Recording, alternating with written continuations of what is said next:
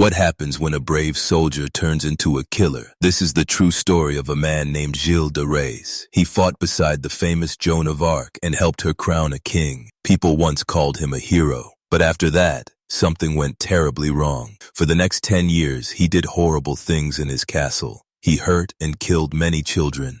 Gilles went from being a national hero to one of the worst killers in history. And this really happened. It's not just a scary movie. Even now, people argue, was he truly a monster, or was he tricked by powerful people who wanted to destroy him? In this video, you'll learn how too much power, loneliness, and dark thoughts can change someone from a good person into someone very evil. And believe me, his true story is scarier than any movie. Born in 1405, Gilles de had everything handed to him on a silver platter. His family owned massive estates across Brittany and Anjou, making him one of the wealthiest men in France before he even hit puberty. When his parents died, young Gilles inherited a fortune that would make modern billionaires jealous. But here's the thing, wealth wasn't enough for this kid. He wanted glory. At just 16, Gilles threw himself into the 100 Years' War with the enthusiasm of someone who'd never seen a real battlefield. And damn, was he good at it. The guy had a natural talent for warfare that caught everyone's attention, especially when he started racking up victories against the English. Then came 1429, the year that changed everything. A peasant girl named Joan of Arc showed up claiming God told her to crown the Dauphin as king. Most nobles laughed her off, not Gilles. He saw something in her. Something that convinced him to throw his considerable wealth and military skill behind her cause. What followed was pure magic. Gilles fought beside Joan through some of the most important battles of the war. He was there when she lifted the siege of Orleans. He marched with her to Rennes. And when Charles III finally got his crown, Gilles de stood right beside the throne as one of the most celebrated knights in France. At 24, he was everything medieval society admired. Wealthy, brave, loyal, and blessed by God himself. The church even made him a Marshal of France, the highest military honor possible. Gilles de was living the medieval dream, but dreams, especially medieval ones, have a nasty habit of turning into nightmares. Joan of Arc was captured by the English in 1430. A year later, she burned at the stake. Then Joan's death broke something fundamental in Gilles de Rais. The man who once charged into battle with religious fervor suddenly withdrew from public life, retreating to his sprawling estates like a wounded animal hiding in its den. What he did next would make any financial advisor weep.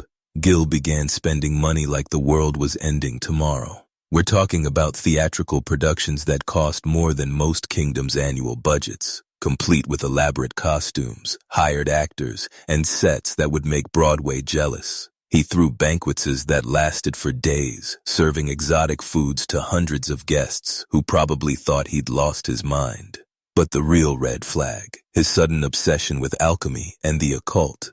Gilles started collecting books on black magic, hiring supposed sorcerers and alchemists who promised to help him transmute base metals into gold. Not because he needed money, remember, this guy was still ridiculously wealthy, but because he was desperately searching for something to fill the void Joan's death had left behind. His servants began whispering about strange rituals conducted in the castle's lower chambers. Locals reported seeing mysterious lights and hearing unsettling sounds coming from his properties at night. The man who once fought for God was now apparently trying to make deals with the devil. And then children started disappearing. At first, it was just one or two from the villages near his estates. Poor families would send their kids to work at the castle, hoping for steady wages and maybe a chance at a better life. But these children never came home. When worried parents asked questions, Giles's servants would give vague answers about the kids being sent elsewhere or given better opportunities. The local authorities, intimidated by Gilles' wealth and status, looked the other way. After all, who was going to challenge one of France's most celebrated war heroes over a few missing peasant children? But the disappearances weren't random. They followed a pattern. Young boys, usually between 8 and 12, often with fair hair and delicate features, children who reminded him of something or someone from his past. The hero of France had become a predator, and his hunting ground was getting bigger every day. The events that unfolded within the walls of Gilles de's castles were horrific, far surpassing the darkest fiction. Gilles developed a sinister method for acquiring his victims. He dispatched his servants to nearby villages, presenting enticing offers of employment, education, or even a place in the castle's choir. Desperate parents seeking better opportunities for their children entrusted their sons to the Marshal of France without suspicion. Upon entering the castle, these children were plunged into a nightmare. What followed was a systematic pattern of abuse and torment. Gilles did not merely end their lives, he prolonged their suffering. Accounts from witnesses describe him meticulously preparing for these sessions, treating them with a chilling formality. He would compel the children to participate in mock religious ceremonies before subjecting them to prolonged periods of cruelty. An early documented instance illustrates his disturbing approach. 12-year-old Judon, a Führer's apprentice, was taken under false pretenses. When he vanished, his family was misled into believing he had found work elsewhere. In truth, Judon became one of the first victims in Gilles' grim history. Testimony from his own servants revealed a disturbing routine. Victims were initially treated well, given fine clothes and elaborate meals. They were then led to secluded chambers where Gilles would reveal his true intentions, deriving satisfaction from their fear. His servant Etienne Cororo, known as Puatu, recounted how Gilles would restrain the children, preventing their cries from being heard, and then commit unspeakable acts. The methods used to end their lives varied, including decapitation, throat cutting, dismemberment, or fatal blows. A specific short double-edged sword, a braquemard, was kept for these purposes. In his confession, Gilles admitted to disturbing interactions with the deceased, including kissing the bodies and admiring the severed heads and limbs of those he considered prettier. He would dissect their bodies, sometimes while they were still alive, and reportedly found amusement in their final moments. His accomplices later stated that Gilles would sometimes retain the bodies for days, continuing his macabre rituals. The castle's furnaces were frequently used to dispose of the remains, destroying evidence of his atrocities. Conservative estimates placed the number of his victims at around 80 children, while more extensive calculations suggest it could have exceeded 200. This reign of terror spanned nearly a decade, with Gilles' actions becoming increasingly depraved over time. Most unsettling was Gilles' claim that these acts were part of occult practices. He believed the blood of innocent children held power for his alchemical experiments and could summon entities to restore his wealth and resurrect Joan of Arc. Medieval France thus witnessed the emergence of its first documented serial killer, who operated under the guise of a war hero's reputation. The man who once fought for France's salvation became the systematic destroyer of its most vulnerable, one child at a time. By 1440, Gilles de Rais had made a fatal mistake. He'd run out of money and started pissing off the wrong people. His decade-long spending spree had drained even his massive fortune. Desperate to maintain his lifestyle, Gilles began selling off family lands and borrowing heavily from the church. When creditors came calling, he responded the only way he knew how, with violence. He kidnapped a priest who was trying to collect on church property, holding him for ransom in direct defiance of ecclesiastical law. That was the last straw. The church and local nobles, who had been quietly tolerating the whispers about missing children, suddenly had a legal excuse to bring down France's most inconvenient war hero. The trial that followed in 1440 was a medieval media circus. Gilles faced charges in both ecclesiastical and civil courts: heresy, sodomy, and murder. The prosecution presented a parade of witnesses that included his own servants, local parents, and even some children who had somehow escaped his castle. But here's where things get interesting. Some modern historians argue that Gilles de Rais was the victim of the ultimate medieval setup. Think about it. He was massively wealthy, politically connected, and had dirt on half the French nobility from his military campaigns. His creditors included powerful bishops and nobles who stood to inherit his lands if he were convicted. The timing of his arrest, right when his debts were mounting, seems suspiciously convenient. The confession that sealed his fate came only after he was threatened with torture and excommunication. Medieval justice wasn't exactly known for its constitutional protections, and getting a confession out of someone facing eternal damnation wasn't particularly difficult. Yet the evidence against him was overwhelming. Over 100 witnesses testified about the disappearances. His own servants provided detailed accounts of the murders, describing specific victims and methods.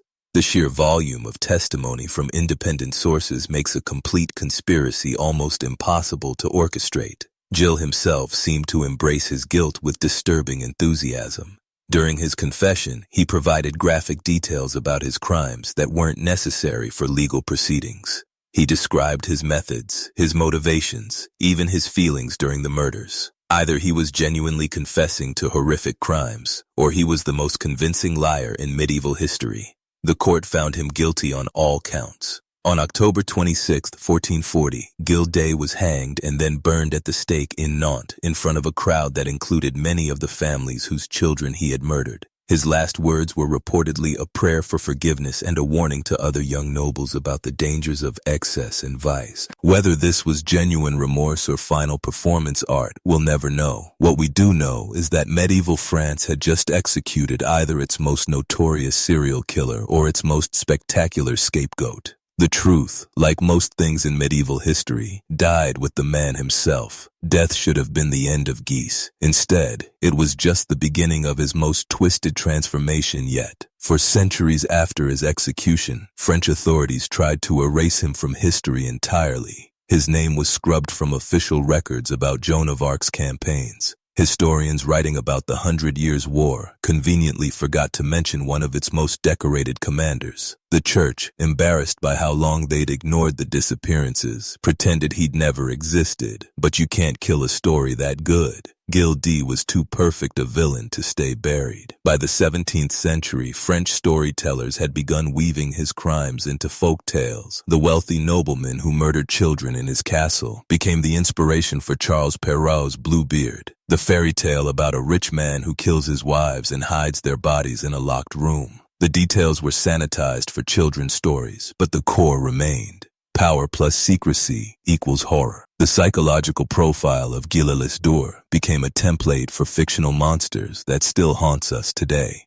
A charismatic leader hiding unspeakable darkness. A respected member of society who preys on the vulnerable. A man who uses wealth and status to enable his crimes. Sound familiar? That's because every compelling villain since has borrowed something from the Gilles de Rais playbook.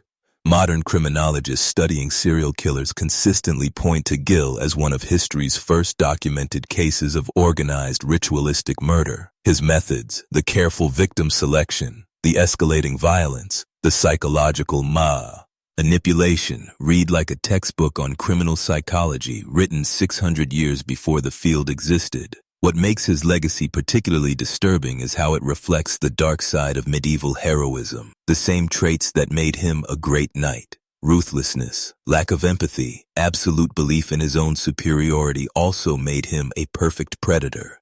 Medieval society created the perfect conditions for his crimes by celebrating violence and giving unlimited power to men who proved they could use it. The most chilling aspect of Gilles de Rais isn't that he was a monster. It's that he was a monster who fit perfectly into a society until the day he didn't. His transformation from hero to villain wasn't a dramatic shift, but a gradual slide that nobody wanted to notice until it was too late. Today, his story serves as a reminder that the line between civilization and savagery isn't as thick as we'd like to believe. Every culture has its Gilles de Rais, respected figures whose dark secrets are protected by power, wealth, and willful ignorance. The man who once stood beside Joan of Arc had become something far more enduring than any saint. A permanent warning about what happens when society gives unlimited power to people who were never meant to have it.